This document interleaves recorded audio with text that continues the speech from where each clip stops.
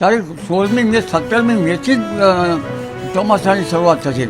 અને તો નમસ્કાર મિત્રો, સ્વાગત છે આપણી ચેનલ એક્ટિવ ગુજરાત પર. મિત્રો, હવામાનના જાણકાર આંબાભાઈ પટેલે ગુજરાતના હવામાનને લઈને ફરી એક મોટી આગાહી કરી છે, જેમાં તેમનું કહેવું છે કે તારીખ 18 જૂનથી ગુજરાતના હવામાનમાં પલટો જોવા મળશે, જેમાં વધુ પડતો પલટો તારીખ 26 જૂનથી 4 જૂન વચ્ચે જોવા મળશે તથા સાથે સાથે ગુજરાત રાજ્યના ઘણા ભાગોમાં વરસાદ પણ જોવા મળશે. અને તારીખ 14 થી 20 જૂન વચ્ચે વધુ પવન ફૂંકાવાની પણ શક્યતા રહેશે. અને તારીખ 26 જૂનથી જ ચોમાસું બેસી જવાની શક્યતા રહેશે. અને આપ જોઈ જ શકો છો કે ભારે ચક્રવાત સર્જાવાની શક્યતા પણ આ જૂન મહિનામાં બની શકે છે. અને રાજ્યના ઘણા ભાગો પર અત્યારે હળવો વરસાદ પણ ચાલુ થઈ જ ગયો છે અને પવનની ગતિમાં પણ વધારો થઈ ગયો છે. તથા હવામાનના જાણકાર આંબાભાઈ પટેલે આ વર્ષે ચોમાસું જલ્દી બેસવાની શક્યતા પણ દર્શાવી છે. આજે ગુજરાતના દાહોદ અને અંબાજીમાં પણ વરસાદ પડ્યો હતો અને હવામાન વિભાગે આગામી 3 દિવસ સુધી કમોસમી વરસાદની આગાહી કરી છે. અને આ કમોસમી વરસાદ અને કરા પડવાના લીધે ધરતીપુત્રોને મોટા પ્રમાણમાં આર્થિક નુકસાન વેઠવવાનો વારો આવી શકે છે. આ વરસાદની આગાહી અને આવનાર ચક્રવાતને લઈને આંબાભાઈ પટેલ શું કહે છે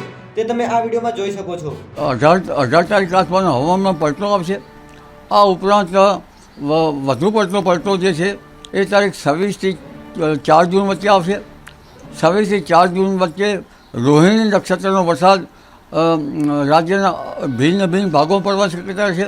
તારીખ 24 સુધીમાં આંદામાન નિકોબારના ઘણા ટાપુઓમાં ચોમાસું બેસી જવાની શક્યતા છે. દક્ષિણ પૂર્વીય ઉપસાગરમાં ભારે હલચલ જોવા મળશે અને બંગાળના ઉપસાગરમાં ભારે ચક્રવાતો સર્જાવાની શક્યતા રહેશે. એટલે આ જે મે મહિનાના અંતમાં